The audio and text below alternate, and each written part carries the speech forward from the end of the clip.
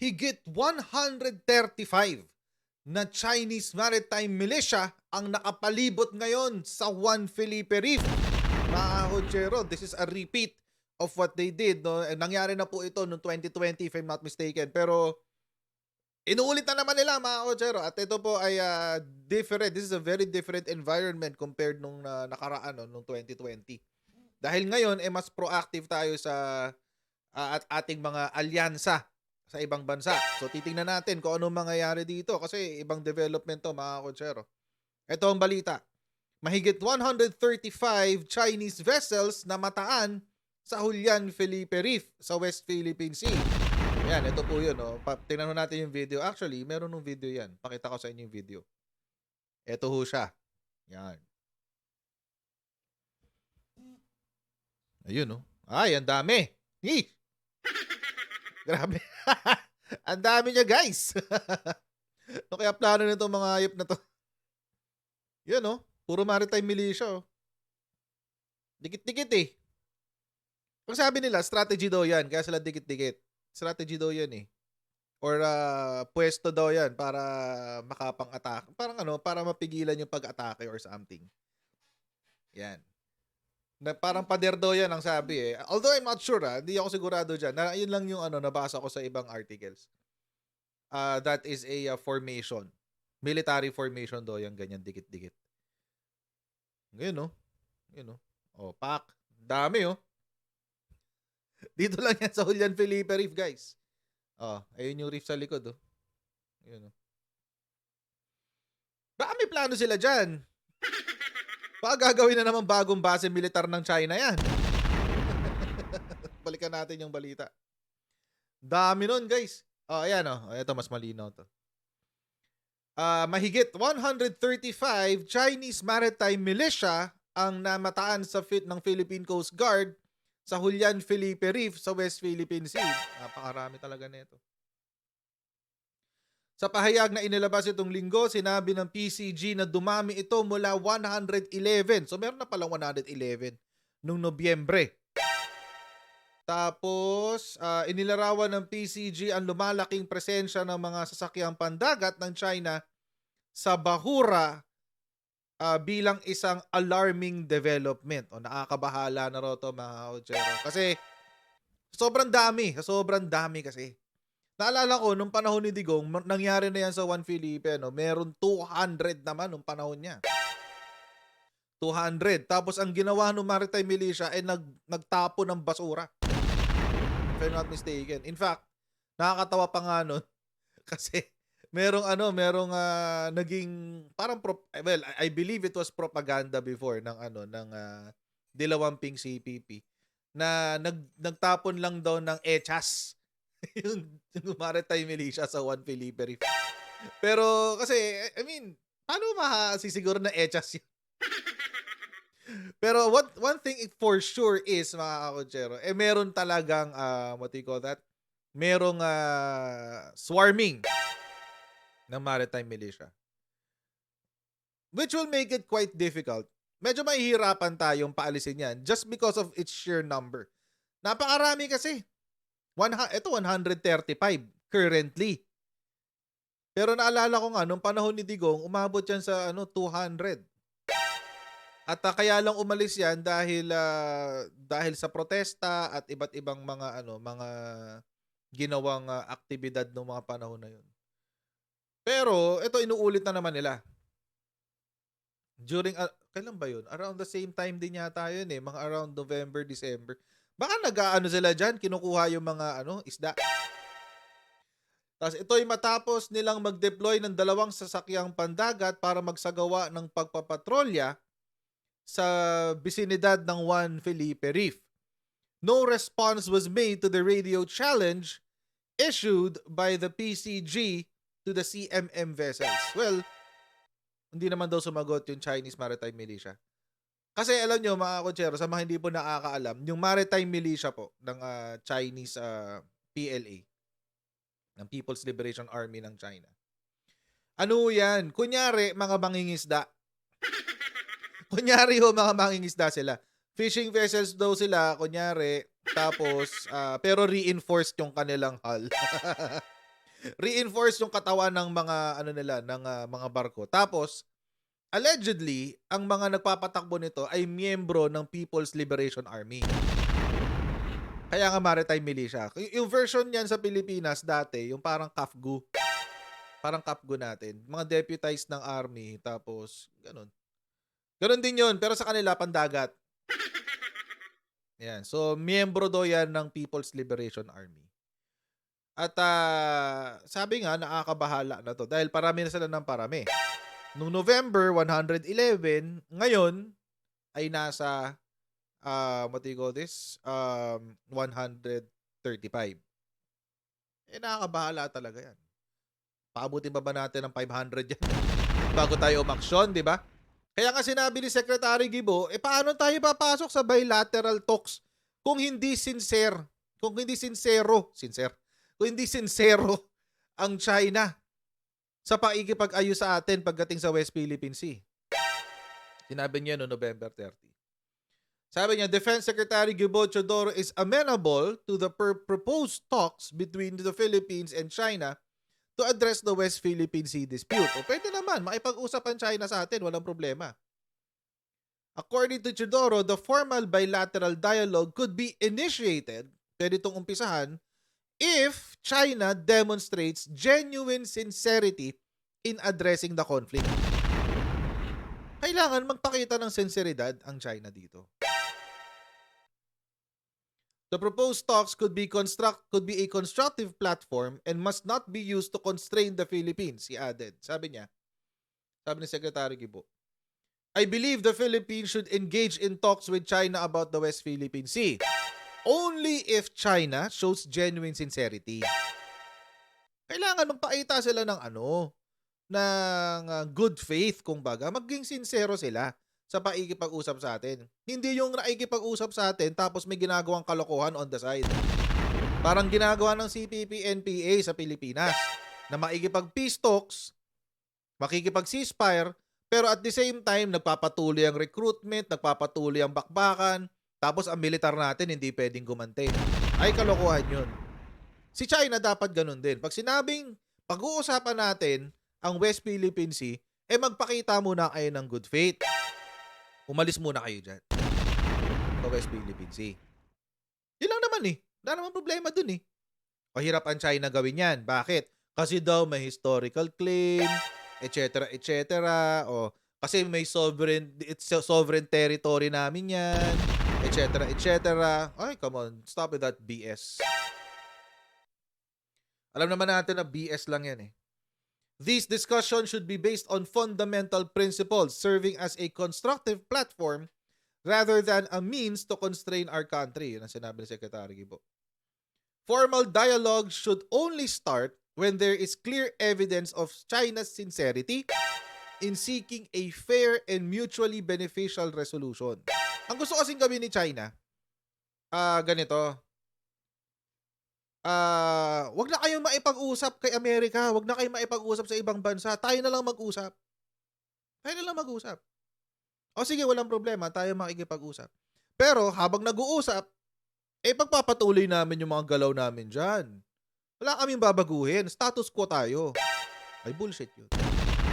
Pardon my French, pero that's a load of crap right there. The defense chief made the proposal amid the heightened tension between the Philippines and China over the territorial dispute. As Manila has filed a flurry of diplomatic protests against China over its incursion in the West Philippine Sea, including maritime collisions in the area. O, yun. Alis muna kayo dyan bago tayo mag-usap. Imagine, 135. Ilan lang ang Coast Guard ships natin? Ilan lang naman. Tapos sa labanan mo, 135. By the way, mga kochero, China has the biggest navy right now sa buong mundo. Second si America. Parang nasa 3,000 ships yata, including the maritime militia. 3,000 plus. Mga 3,500, ganun. Ang China. Tapos ang US has around 2,000 something. Or less than 3,000. 2,005 pataas ang US. So si China ngayon ay may pinakamalaki na fleet ng barko kung isasama mo si Chinese Maritime Militia. Yun. So, dehadong-dehado talaga tayo dito. Obviously. Kaya nga 'di ba may proposal na rin na gumawa tayo ng sarili nating maritime militia. Merong ganong proposal eh. Sino ba nag-propose nun? I think it was General Browner or Commodore Tariela. Either of the two. Na gumawa na raw tayo ng ating sarili nating what do you call this? Maritime militia. Kaya nga mga kotsero, even si Secretary Anyo nung last week, nakita niya kung gaano karami ang Chinese ships na nakapalibot sa Pilipinas. Kaya nga gumawa siya ng nakita niya last week, panoorin natin itong balita. Pinagwawatak-watak daw ng China ang mga Pilipino sa gitna ng nagpapatuloy na agawan ng teritoryo sa West Philippine Sea. Mula yan kay National Security Advisor Eduardo Año na nakita mismo ang higit 20 barko ng China na umaaligid sa Pag-asa. Diyan lang nga sa Pag-asa Island. Online na balitang yan, Camille Samonte. Mismong si National Security Advisor Eduardo Año ang nakakita sa 19 na Chinese Maritime Militia vessel, isang China Coast Guard vessel at isang Chinese Navy warship 21 in total sa ating karagatan. Natanaw ni Año ang mga barko ng China mula sa Pag-asa Island. Naroon ang Security Advisor para pangunahan ang inaugurasyon ng bagong himpilan ng Philippine Coast Guard.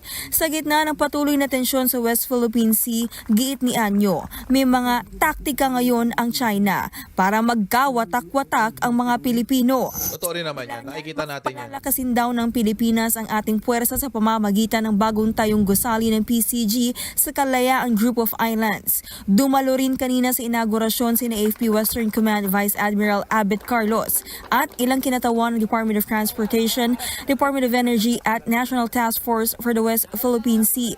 Mayroon ding itinatayong seaport malapit sa isla.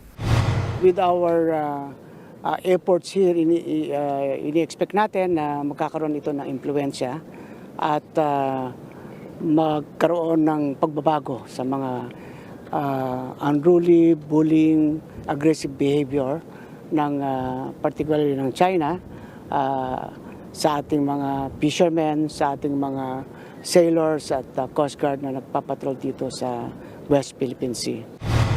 Sa pamamagitan ng bagong Coast Guard Station, mas mapapaigting ang maritime operations ng PCG. Partikular ang Maritime Domain Awareness o ang pag-monitor sa karagatang sakop ng ating Exclusive Economic Zone o EEZ. Giit pa ni Año, kahit anong pambubuli ang gawin ng China, hindi magpapatinag ang Pilipinas. We are always prepared. We are not deterred and intimidated. Our security sector, particularly the armed forces and the Coast Guard, are here to protect our interest, our sovereignty and sovereign rights. Nagbabalita mula sa frontline, Camille Samonte. Imagine si Secretary Anyo nakakita pa ng 21. Diyan sa paligid ng Pag-asa Island. So ibig sabihin mga kotsero, unti-unti na hong pinapalibutan ng China's People's Liberation Army Navy ang mga waters ng Pilipinas. Unti-unti na ho yan mga kotsero at hindi natin alam kung paano pipigilan yan. Kaya nga isa raw yun sa mga taktika na ginagawa ng China maliban sa divide and conquer ng divide and conquer approach na ginagawa rin ng China para hatiin ang opinyon ng mga Pilipino tungkol dito sa pang-i-invade na ginagawa ng China. You can consider this an invasion, I think. But, hindi pa naman to teritoryo ng Pilipinas. So, yeah, incursion lang. Incursion lang siya. Kasi exclusive economic zone pa lang naman to eh. Hindi pa naman sa teritoryo ng Pilipinas. But anyway, nonetheless, it is still an unwelcome incursion. Hindi natin gusto to. At walang pag-uusap na nagaganap eh. Yung kasi masaklap dito mga kotsero. Walang pag-uusap na nagaganap. Ayaw makipag-usap ng China kasi teritoryo daw nila yan. Pumirma din sila sa UNCLOS. 'Di ba? Sa UNCLOS ang sabi, ang pwede nyo lang hanguin. Ang pwede nyo lang i-take advantage ay ang nasa loob ng 200 nautical miles ng inyong bansa. Tapos sasabihin ng China, may historical claim kami dyan eh. Sabihin naman ng, sinabi naman ng Permanent Court of Arbitration, sabi, wala na yan. Yung historical claim nyo, nung pumirma kayo sa UNCLOS, extinguished na yan. Wala na yan. Wala na kayong karapatan. Teritoryo namin yan kasi yung mga isla nakapaligid dyan, amin yan. Sabi naman ng PCA, hindi pwede kasi yung isla naman na yan, hindi yan hindi naman yan habitable eh. Low tide elevation yan eh. Dumalabas lang yan pag low tide. Wala nakatira dyan. Kaya lang nagkaroon na nakatira dyan kasi ginawa nyong it's a man-made island. And it doesn't produce its own territorial waters. So hindi nyo pwedeng teritoryo yan. Wala kayong claim dyan, sabi ng PCA. Kaya nga 'di ba, binura ng PCA yung claim ng China na 9-dash line na ngayon ay 10-dash line na. Yun, kaya ganun. Pero syempre, matigas ang ulo ni China kasi syempre, the end goal is world domination. Lakas baka video games. But anyway, tingnan natin kung paano aakto ngayon ang ating administrasyon dito, no? Kasi I think kawawa tong administration ni Presidente Bongbong kasi he's being attacked on all fronts. May atake galing sa CPP-NPA, may atake galing sa ISIS sa pamamagitan ng kanilang mga partners dito sa Southeast Asia. By the way, mga kotsero, ang bago pong leader ng ISIS Southeast Asia ay galing sa BIFF. So, alam natin na local 'yan. Yung freedom fighters na na BIFF. Tapos ngayon meron pa tong Chinese incursion, etc., etc. So, all of these things, in the middle of all of these things, I think our country deserves or our leadership at least deserves to be supported, yung ating executive, no? Regardless of kung ano nangyayari sa Kongreso, bahala sila sa buhay nila yan. Pero itong sa executive, kailangan ng suporta nila. Kailangan ng suporta ng ating mga hukbong sandatahan, kailangan ng suporta ng ating administrasyon. Kahit kailangan din silang protektahan sa pamumulitika na ginagawa ng Kongreso. So, suportahan natin administrasyon natin, mga kutsero. So mga kutsero, hanggang dito na lang po muna tayo sa video na ito. Please don't forget to like, share, and subscribe sa Coach Jad YouTube channel. At follow na rin po tayo sa ating Facebook page para lagi updated sa mga ganap dito sa aking channel. And I'll see all of you in our next Coach Jared Live. God bless and see you next time. Bye! See you!